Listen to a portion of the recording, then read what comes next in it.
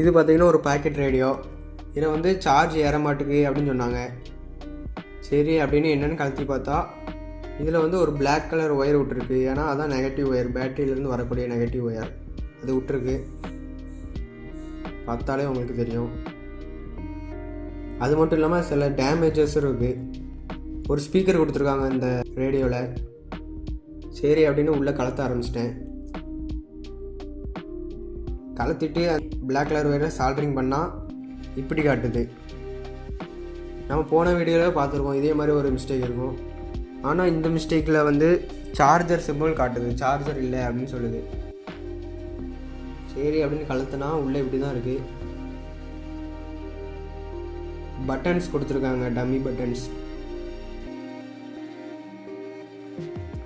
இதான் main board. இதில் நம்ம எல்லாமே மாட்டிக்கலாம். இது டிஸ்பிளே, இது பட்டன்ஸ், ஒரிஜினல் பட்டன்ஸ்.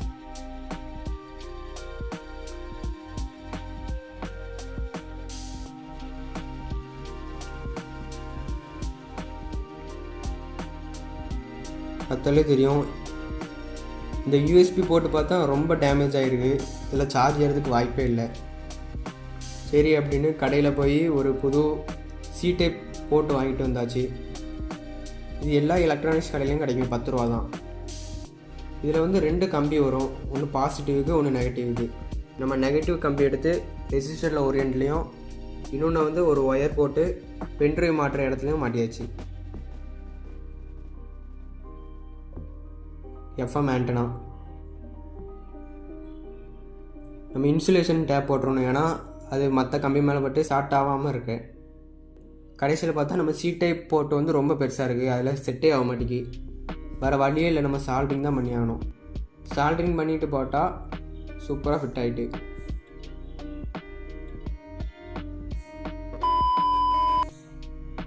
இப்போ நம்ம சார்ஜ் போட்டு பார்த்தோம், சூப்பராக சார்ஜ் ஆகிடுது.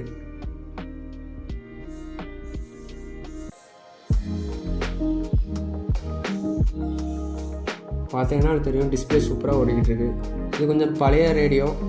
இது வாங்கி கிட்டத்தட்ட 2 வருஷத்துக்கு மேலே ஆகுது.